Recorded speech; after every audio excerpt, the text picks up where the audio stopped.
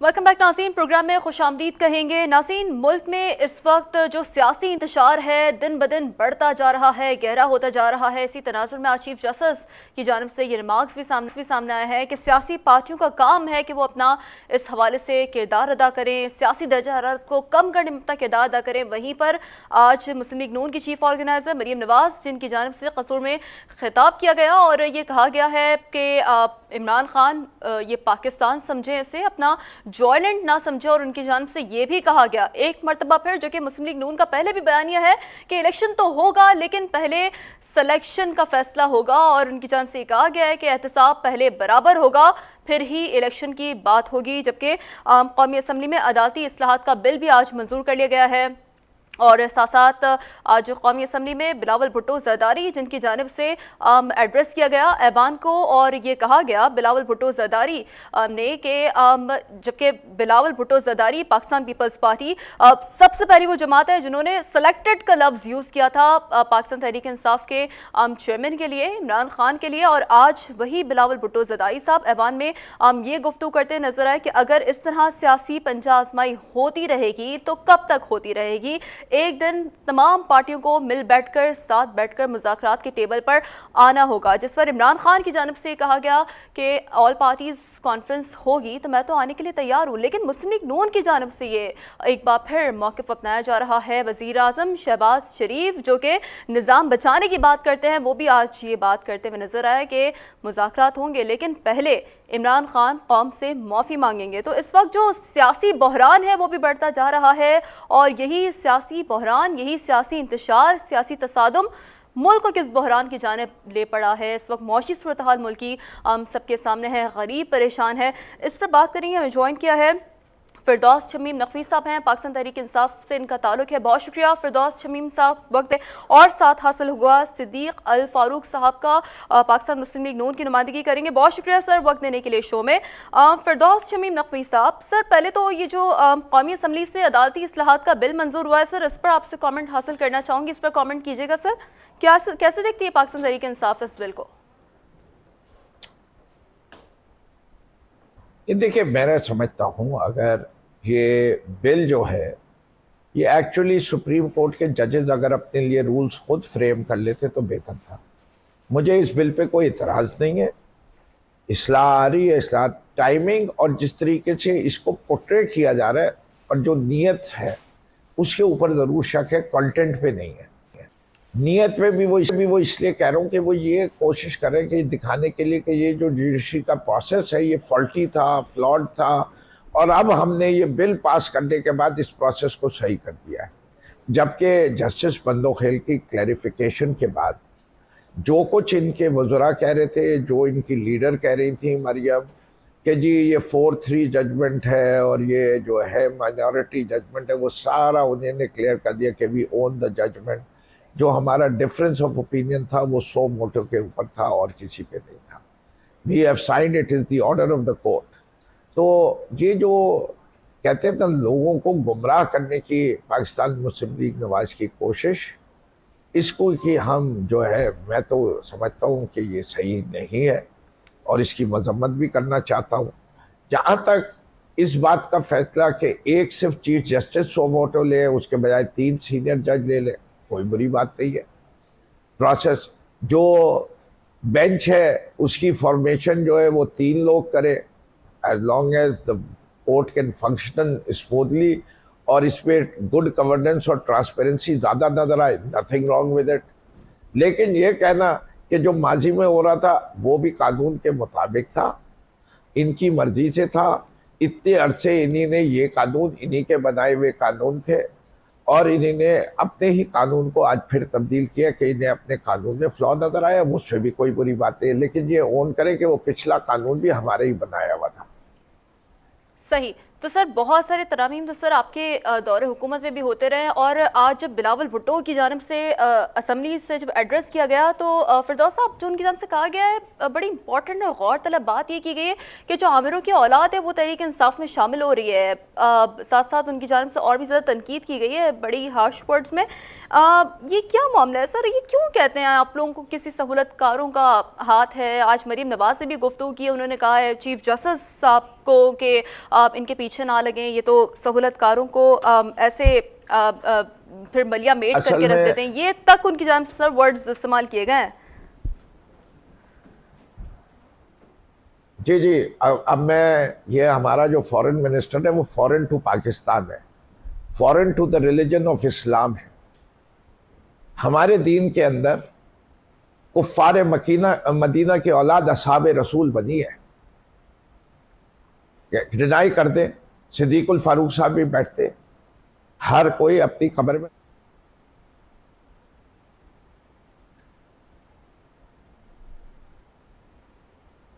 Condemn करते रहो। ये जरूरी नहीं है कि जो भी है कि नवाज शरीफ का अगर खराब आदमी है तो उसके बेटे भी खराब हो जाएंगे, वो अपने के लिए जिम्मेदार है। इमरान खान बहुत अच्छे हैं तो उनके बेटे भी अच्छे रहेंगे। अगर ऐसे ही है तो हजरत नूह की औलाद, उसके बारे में क्या कहेंगे? और लोगों को खानदान से कोई ताल्लुक नहीं होता, हर आदमी का अपना तकवा है जो दीन कहता है। ये फॉरेन मिनिस्टर पाकिस्तान से ही फॉरेन है, इसलिए इसकी बात को ये बच्चों वाली बातें करता है। पाकिस्तान से फॉरेन मेच्योरिटी है नहीं, सर इसकी थोड़ी बेबी वजाहत बिलावल करें है, अपने स्टेटमेंट की। बिला पाकिस्तान वजह वो तो है, पर्ची का चेयरमैन, पर्ची वाला चेयरमैन है, तो इसको पर्ची वाले चेयरमैन को क्या इसकी बातों को डिस्कस करके आप वैल्यू देती है? चलें तो फिर सर आपके दौरे हुकूमत में जो होता रहा है सर उसकी बात कर लेते हैं। सर आज जो आप लोगों के साथ हो रहा है सर, कुछ याद आ रहा है माजी? सर आप लोगों के दौरे हुकूमत में अभी 6-6 महीने, 1-1 साल तक सर आप लोगों ने मेरे ख्याल से देखिए इनको जेलों में रखा। सर यही जब रिवायात सर आज आप लोगों के साथ रिपीट हो रही है तो आप लोग शिकवा कर रहे हैं सर, आप लोग तनकीद कर रहे हैं इस पर। नहीं Shiri, there is a difference, there is a lot of difference. इस किस्म की कमेंट्री जो है, ये आप मुझसे बात कर रही हैं, सिद्दीकुल फारूक से कर रही हैं? फिरदौस साहब मैं बिल्कुल आपसे एड्रेस कर रही हूँ, आप बिल्कुल इस बात का जवाब दें सर। इसके पीछे आवाज है, वो सिद्दीकुल फारूक साहब की और आवाज आ रही है, तो इसे मैं जी नहीं फिरदौस साहब आप मुकम्मल करें, हम सिद्दीक साहब से इनका कमेंट लेते हैं। मेरा सवाल आपसे। जी सर। जी ठीक। देखिए बात सारी है, हमारे दौर में जितने केसेस थे वो या तो आसिफ जरदारी के बनाए हुए थे, या नवाज शरीफ के आसिफ जरदारी पे थे, या आसिफ जरदारी के नवाज शरीफ पे थे। हमारी तरफ से जितने केसेस आए वो कम है। तादाद देख लीजिए, 125 केस एक शख्स के ऊपर 2 माह के अरसे में, ये रिकॉर्ड है पाकिस्तान के अंदर। आदमी अपने घर में बैठा है, उसको अपने ही पार्टी वर्कर के कत्ल के केस पे मुलविस कर लिया जाए, ये भी एक नया रिकॉर्ड है। सोशल मीडिया की आवाज़ दबाने के लिए लोगों को उठा के एब्डक्ट और किडनैप कर लिया जाए, और अभी तक मेरे सोशल मीडिया टीम के लोग, खुद मैं जिनको पर्सनली कराची में जिनसे मेरा डेली रब्ता है, आज तीसरा दिन है कि वो लोग पता नहीं किधर हैं। और उससे पहले खान साहब के जो सोशल मीडिया के हमारे लाहौर के हेड हैं, यकीनी तौर पर फिरदौस साहब फंडामेंटल राइट से खिलाफ वर्जी है। मैं खुद भी इसको कंडेम भी करूंगी। इसी सवाल के साथ सिद्दीक फारूक साहब को भी शामिल गुफ्तगू करते हैं। फिरदौस साहब वो भी हमारे साथ मौजूद हैं। सिद्दीक साहब, यही गुफ्तगू सर आप लोग करते थे ना? वज़ीर आज़म शहबाज शरीफ तो ये कहते थे हम निज़ाम बचाएंगे, रियासत बचाएंगे, सियासत बाद में होती रहेगी। सर ये हो क्या रहा है? आज चीफ जस्टिस की जानिब से भी रिमार्क सामने आए हैं कि जो सियासी पार्टियां हैं खुदारा सियासी दर्जा हरारत को कम करने में अपना कुछ किरदार अदा करें। सिद्दीक साहब। बिस्मिल्लाहिर्रहमानिर्रहीम, बहुत शुक्रिया जी। इसमें कोई शक नहीं कि सियासी दर्जा हरारत भी कम होना चाहिए, और ये भी बहुत ज़रूरी है कि अदलिया समेत बाकी इदारे जो हैं वो भी अदल व इंसाफ के मुताबिक अपना किरदार अदा करें। तो ये तमाम इदारे जो स्टेट रियासत पाकिस्तान के तमाम इदारे हैं, जिनमें सुप्रीम पार्लियामेंट है आइन के मुताबिक, इन सब को अपना किरदार मारूजी तौर पर ऑब्जेक्टिवली अदा करना चाहिए। ये ज़रूरी है पाकिस्तान में अमन, तरक्की, खुशहाली, अदल व इंसाफ सबके लिए, इसमें कोई दो राय नहीं है। लेकिन अब सूरत हाल ये है कि सुप्रीम कोर्ट के अंदर से जो आवाज़ें उठनी शुरू हुई हैं उनको भी नज़रअंदाज नहीं किया जा सकता।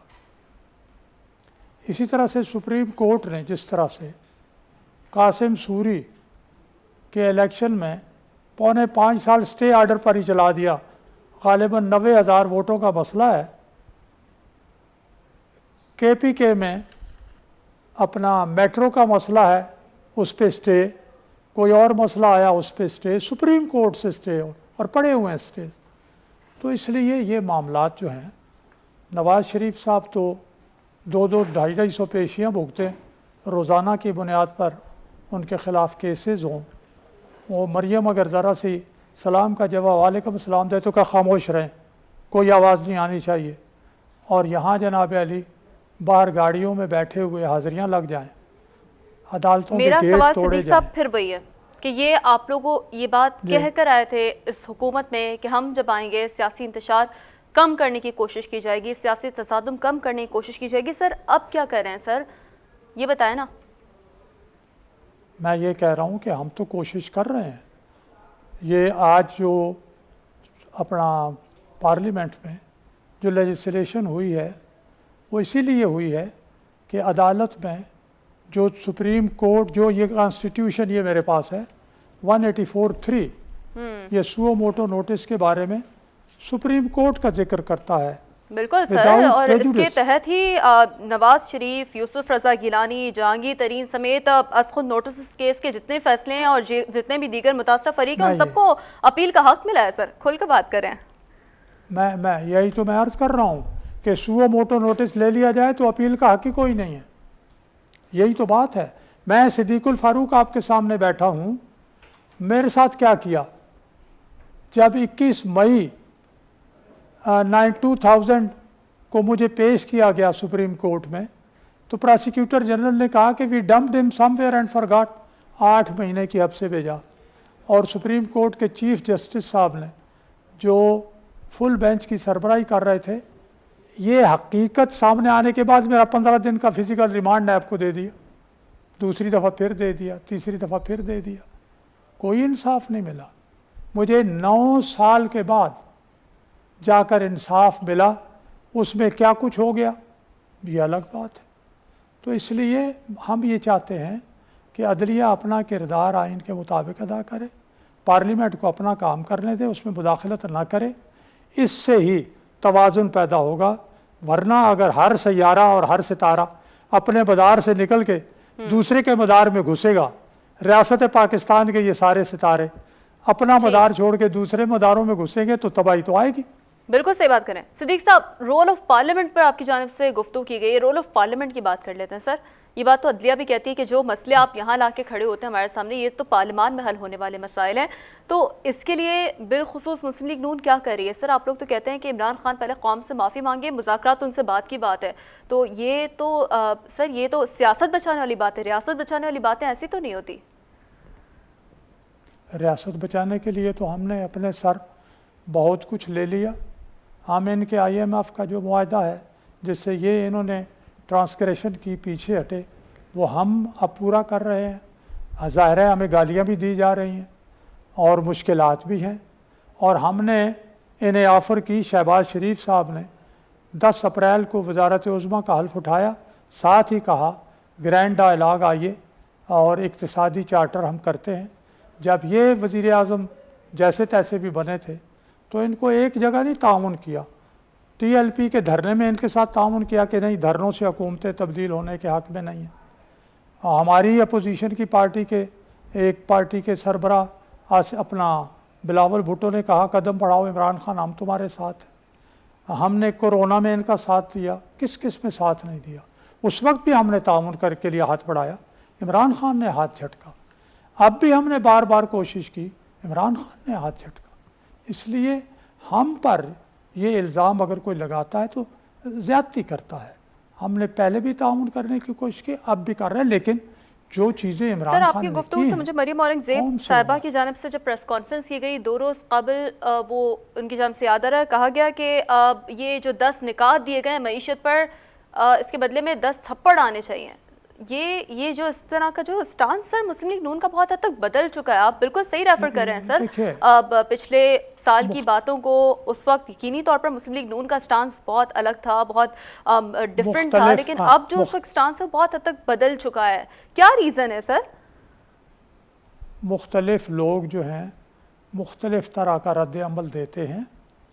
अब उनके साथ क्या हुआ, अब राना सनाउल्लाह साहब को 15 किलो हेरोइन के केस उन पर झूठा बनाया गया, और इनके अंदर से, हम तो कहते ही थे, इनके अंदर से फवाद चौधरी की गवाही भी आ गई और उनको फांसी की सज़ा देने की इमरान खान ने, ये रियासत मदीना कायम कर रहे थे ना, यानी 15 किलो हेरोइन अगर 1 किलो हो तो सज़ा उसमें फांसी की है। इसी तरह से आर्टिकल 6 के तहत मुकदमा ख्वाजा आसिफ पर कायम कर दिया गया, अगर आर्टिकल 6 साबित हो जाए तो सज़ाए मौत है। ये हमारे साथ तो इन्होंने ये किया, तो इसलिए अगर माफ़ी मांग ले बड़े लीडर बन के, वो अपने आप को बड़ा समझते हैं, तो हम उसी तरह इंशाअल्लाह वैसा ही रेस्पॉन्स देंगे, ये मैं आपसे कहता हूँ। फिरदौस शमीम नकवी साहब सर कुछ कहना चाहेंगे? वो कह रहे हैं अगर माफ़ी मांग लेते हैं सर आपके लीडर उन गलतियों पर, कौन से, हमसे नहीं, कौन जो से? 6-6 महीने 1-1 साल तक सर आप लोगों ने इनके लीडर्स को जेलों में डाला है, उस पर अगर माफ़ी मांग लेते हैं तो बहुत हद तक फिर वो शायद मुज़ाकरात के टेबल पर आने के लिए तैयार रहेंगे। फिरदौस साहब जी देखिए, पहली चीज़ मेरा ला इलाहा इल्लल्लाह कह के कह रहा हूँ कि नैब एक इंडिपेंडेंट इदारा था, हमारे लिहाज से था। हमने नैब की लॉस तब्दील नहीं की, हमने केसेस नहीं माफ़ कराए, हम NRO-2 पे नहीं गए। पहले वो कौम से माफ़ी मांगने के 4 तकारीर में पूरी कौम से असेंबली में एड्रेस टू द नेशन कहा कि मैं एक एक पैसे का हिसाब दूंगा और एक एक चीज़ की रसीद दूंगा और फिर कतरी खत। इनके भाई साहब जो अब वजीर आजम बन के गए, उन्हीं ने पूरे अदलिया के सामने वादा करके गए थे कि 1 साल के अंदर अंदर नवाज शरीफ को वापस लाएंगे। कितना अरसा गुजर गया, झूठ कौन बोल रहा है? हम बोल रहे हैं, तो पहले शुरू करें माफ़ी इधर से। एक दफ़ा नहीं हुआ, हर दफ़ा इनके साथ हेलीकॉप्टर केस, कतरी खत, वो पेपर हुदैबिया पेपर में कतरी खत, क्या है पनामा केस कतरी खत। ये पनामा केस हम लेके आए। वो दूसरी तरफ का देख लीजिए कि जी यूसुफ राजा जिलानी को सजा करवा दी और उसके बाद वो कागजात किधर चले गए जो पाकिस्तान के थे जमा हुए हुए स्विस कोर्ट्स में? वो किसने गायब करती है? वो वाजिद शमसुल हसन किसने एम्बेसडर बनाया था? ये बात करते हैं ना राना सनाउल्लाह की, तो सिद्दीक़ फारूक साहब जिस शहरियार जिस प्रेस कॉन्फ्रेंस में बैठे थे और चार्ज लगाने वालों में एंटी नारकोटिक फोर्स का एक मेजर जनरल भी बैठा हुआ था, उस मेजर जनरल का कोर्ट मार्शल कराओ तुम, अगर हिम्मत वाले हो। तुम्हारे ख्वाजा आसिफ साहब उस मेजर जनरल को कोर्ट मार्शल कराएं कि उन्हीं ने राना सनाउल्लाह की गाड़ी में से कैसे निकाले। शाहरियार अफरीदी को भी मारो उसके बाद झूठा इल्ज़ाम लगाने में, लेकिन पहले उस मेजर जनरल को, जो अब शायद लेफ्टिनेंट जनरल हो गया हो, उसका कोर्ट मार्शल कराओ अगर तुम सच्चों में से मैं और इसका दलेर जवाब हो। देता हूँ। गलत बात जी, है जी, किसी सिद्दीक के साहब, मैं ऊपर आ रही हूँ झूठा आपकी इल्जाम जानिब। लगाना, फिरदौस साहब, बात किसी मुकम्मल पे, कर चाहे लीजिए। वो शहरियार अफरीदी लगाए, मैं जवाब दूँ, चाहे वो शहरियार अफरीदी हो, चाहे वो जनरल साहब हो, अगर उन्हीं ने गलत मुझे जवाब इल्जाम देना लगाया है, उनको बाकायदा परचुरी के ऊपर लेके जाओ, दोनों को लेके जाओ। मैं निकले तीनों तो के ना जवाब असली दूँ। अब मुझे दें फोरम। निकले जी तो जी सिद्दीक साहब, वो मैं मॉडल फिरदौस साहब मुकम्मल टाउन कर का लें सर, मैं आ रही हूँ आपकी जानिब। हौसला रखें सर। जी फिरदौस साहब। जिसने गोलियां चलवाई, जिसने गोलियां चलवाई उसको मौत की सजा होनी चाहिए इतने लोगों का कत्ल करने के लिए। वो खामोशी से नवाज शरीफ की अम्मा बुला के जो है उनको खून बहा देते। स्टेट के खिलाफ जो क्राइम हुआ है उसका कौन जिम्मेदार है? क्या वो 28 जाने इतनी ही कम कीमत थी? ठीक, आप ऐसी बातें करते हैं, इतने आप पाक दामन और साफ बन जाते हैं। आपने इस मुल्क की ज़बू हाली, शर्म नहीं आई शहबाज शरीफ को बात करते हुए कि इमरान खान के 3 साला दौर की बुनियाद कहते हैं कि सारे खत्ते में पीछे रह गया। अपने 3 दौर के प्राइम मिनिस्टर के भाई के बारे में कोई नहीं करेंगे? ठीक, फिरदौस साहब वो मुकम्मल बात करें, कर रहे हैं फिर कि मैंने सिद्दीक साहब बिलावल उसका भुट्टो comment भी साहब लेना है। बात जी, कर रहे हैं कि जी एक मिनट, डिक्टेटर्स की औलादे हमारे यहाँ है। अरे तुम तो डिक्टेटर्स को अपना बाप कहते थे। तुम्हारे नाना साहब थे, वो अयूब खान को प्यार में डैडी कहते थे, वो नहीं भूल गए। बिलावल को अपने नाना जी याद नहीं है, जिसका नाम लिए फिरते हैं, जिसको जो डिजर्व नहीं करता, जो असल में जरदारी है। वो अपने आप को जब भुट्टो कहते हैं तो साथ ये भी कहे कि मेरे अब्बा जो थे उन्हीं ने भी एक डिक्टेटर को अपना डैडी माना था। नवाज शरीफ भी कहे कि मैं जनरल जिन्नानी की गोद में पल के जवान हुआ हूं, और जब जियाउल हक का इंतकाल हुआ था हादसे में, तो वो किस तरह आके जो उन्हीं ने तकरीर की है, फिरदौस साहब अपना बाप माना है, जी, रूहानी सिद्दीक बाप माना है। सिद्दीक साहब आप कुछ कमेंट करना चाह रहे हैं? फिरदौस साहब मैंने बहुत वक्त दिया सर। सिद्दीक साहब जल्दी जी से। प्लीज आप कुछ कमेंट करना चाहते हैं? जी, मैं 1 2 3 करके इनके जो बातें हैं मैं एक एक करके उनका जवाब देता हूँ। ये दूसरों को कहते हैं परवेज़ मुशर्रफ के रेफरेंडम का पोलिंग एजेंट तो इमरान खान थे, नंबर 1। नंबर 2 में इन्होंने कहा है, अभी आप चुप कर साबित जाए कर ना, दो। आपने बात सुन लिया, मैंने मुझे जवाब देने दो। साबित कर दो। आपके अगर जी, आपने फिरदौस साहब अखलाक हौसला है, रखें, आपकी मैंने बात तो सबूत दिए बड़े हैं। इत्मीनान अगर से आपने सिद्दीक अखलाक साहब बात सुनिए तो सर। सुने। फिरदौस साहब हौसला रखें, बड़े इत्मीनान से आपकी बात सुनी गई, मैं उन्हें बिल्कुल मौका सुनो, दें कि वो अपना भी नैरेटिव सामने लेकिन रख एक सकें। असूल है। मैं शीरी मैं बिल्कुल एक मिनट मैं आपके तवज्जुह से तो कह सकता हूं ना, मैं बिल्कुल खामोश रहूंगा इसके बाद। जो बात कहें दलील के साथ कहें, ठीक है? बस मैं आप खामोश हूं, कहें ठीक है, आपकी बात बोलेंगे। पहुंच मैं गई अर्ज है करूंगा। फिरदौस साहब जी, बहुत शुक्रिया फिरदौस साहब। जी सिद्दीक साहब प्लीज। पहली बात यह है कि इन्होंने ये कहा कि जी 1 साल की गारंटी दी शहबाज शरीफ साहब ने लाहौर हाई कोर्ट में।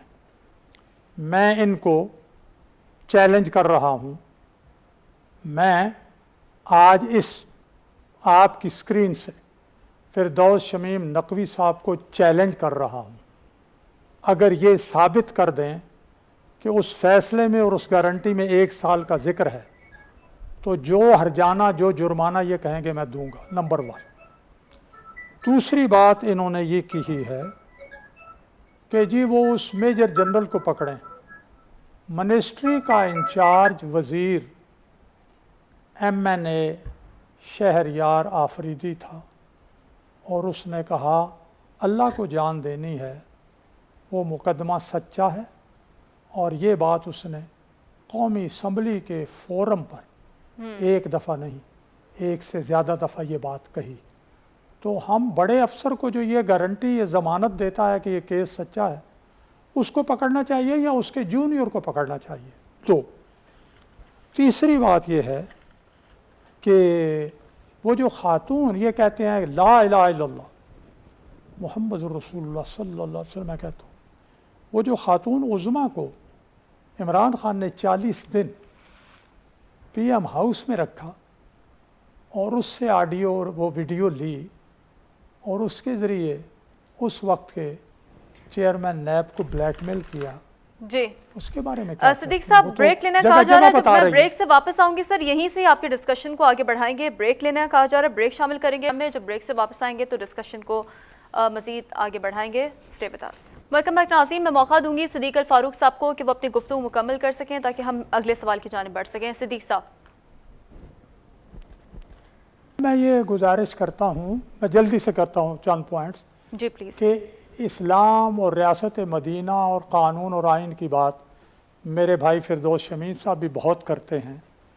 एक अपनी बीवी जो है, बीवी मनकूहा, उसको हब्से बेजा में कोई खामन नहीं रख सकता किसी कानून किसी ज़ाब्ते के तहत, लेकिन एक नामहरम खातून को 40 दिन के लिए इमरान खान ने किस कानून, किस आर्टिकल, आइन के आर्टिकल के तहत, कौन सी कुरान की आयत है जिसके तहत उसने हब्से बेजा में रखा? नंबर 1। नंबर 2, बड़ा दावा करते हैं, बड़ा ईमानदार है, 350 अरब आरिफ नकवी को दिए, 50 अरब जो बरतानिया से आया काला धन पाकिस्तान, हुकूमत पाकिस्तान का, वो अपना दिया मलिक रियाज को।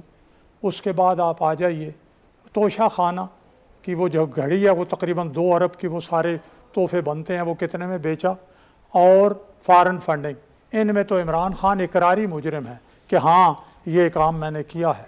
उसके अलावा गंदम, चीनी, दवाएं, LNG और ये सारे जो करप्शन के केसेस हैं उसमें ठीक। तकरीबन 2000 अरब रुपए ये बनते हैं।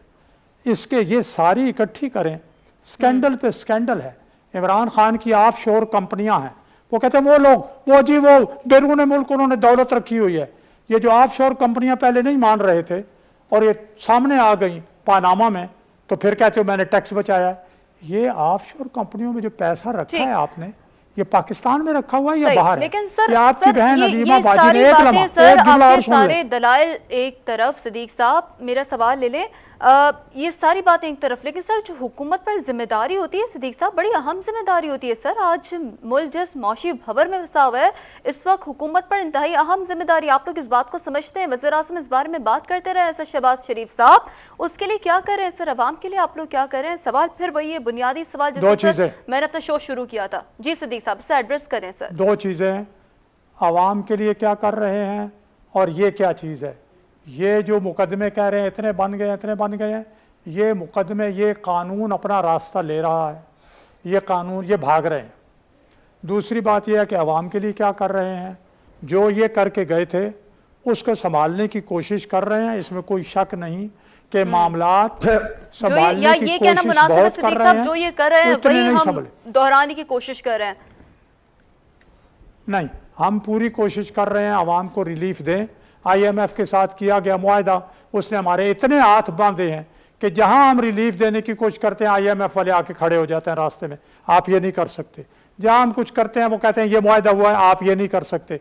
आप यहाँ गैस की कीमत बढ़ाओ, पेट्रोल की कीमत बढ़ाओ, ये सब्सिडी ख़त्म करो, ये सब्सिडी ख़त्म करो, इसलिए कि इमरान खान ने ये दस्तखत किए हुए हैं और हुकूमत पाकिस्तान की तरफ से दस्तखत है, आप ये नहीं कर सकते। वो हमें इस तरह से करते हैं। सर तो ऑल पार्टीज कॉन्फ्रेंस कब बुला रही है मुस्लिम लीग नून? अब ये मुझे नहीं मालूम, मैं आप झूठ तो नहीं बोलता। उसमें सर आप दावत देंगे लेकिन पाकिस्तान अगर तहरीक इंसाफ के लीडर को?